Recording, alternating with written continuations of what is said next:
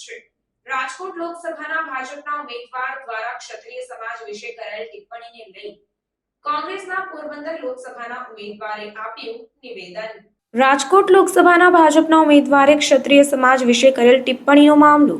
હાલ થોડા દિવસ અગાઉ પરસોત્તમ રૂપાલાએ ક્ષત્રિય સમાજ વિશે ટિપ્પણી કરી હતી, ત્યારે ધોરાજીના પૂર્વ ધારાસભ્ય અને કોંગ્રેસના પોરબંદર લોકસભાના ઉમેદવાર લલિત વસોયાનું મહત્વનું નિવેદન સામે આવ્યું।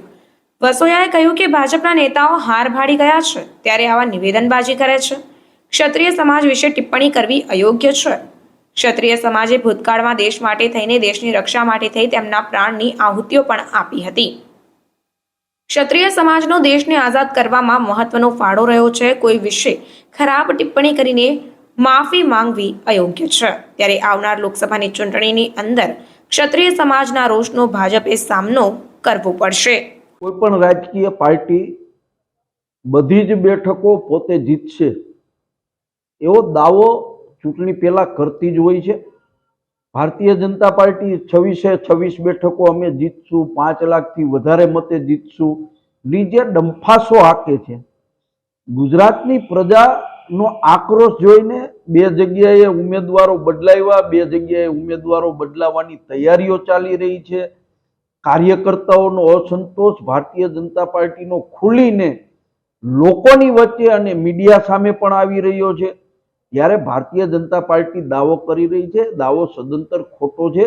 ગુજરાતની પ્રજા આ વખતે એના પ્રશ્નોને લઈને, એના પ્રાણ પ્રશ્નોને લઈને મતદાન કરવાની છે અને ભારતીય જનતા પાર્ટીને આ વખતે ગુજરાતની અંદર માઠા પરિણામો ભોગવવા પડશે। લલિતભાઈ, પરસોત્તમભાઈ રૂપાલા ક્ષત્રિય સમાજની જે અપમાનજનક ટિપ્પણી કરી એવી છે, શું કહેશો? ખરેખર રૂપાલા સાહેબ જ નહીં, પરંતુ કોઈ પણ રાજકીય આગેવાનોએ જોઈ સમજી વિચારીને બોલવું જોઈએ। જે સમાજે આ દેશ માટે કુરબાની આપી છે, જે સમાજને કારણે આજે દેશની અંદર સનાતન ધર્મ તાકાતથી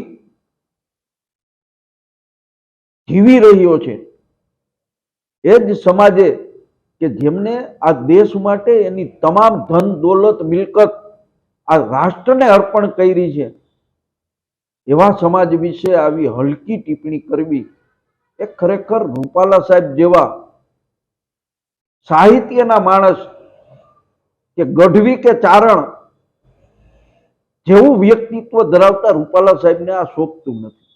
લલિતભાઈ, પરસોત્તમભાઈ રૂપાલાએ જે ક્ષત્રિય સમાજ વિશે અપમાનજનક ટિપ્પણી કરીને પછી યુ ટર્ન મારીને માફી માંગી એવી છે, શું કહેશો?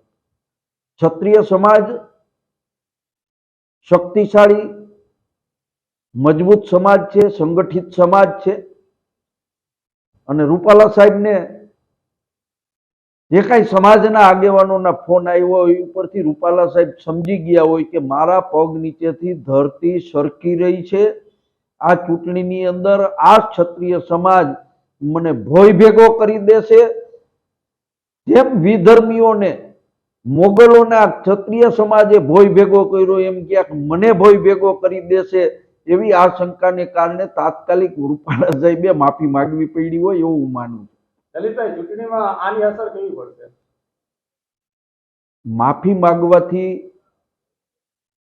કોઈ સમાજના મનમાંથી આ વાત નીકળી જાય એ વાત હું નથી માનતો।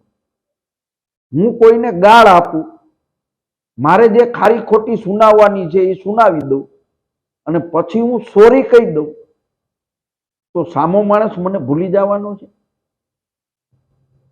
અને આ તો વટવાળો ક્ષત્રિય સમાજ છે, એ સમાજ કોઈ દિવસ ભૂલે નહીં અને પરસોત્તમભાઈને જવાબ આપશે એવું લાગી રહ્યું છે।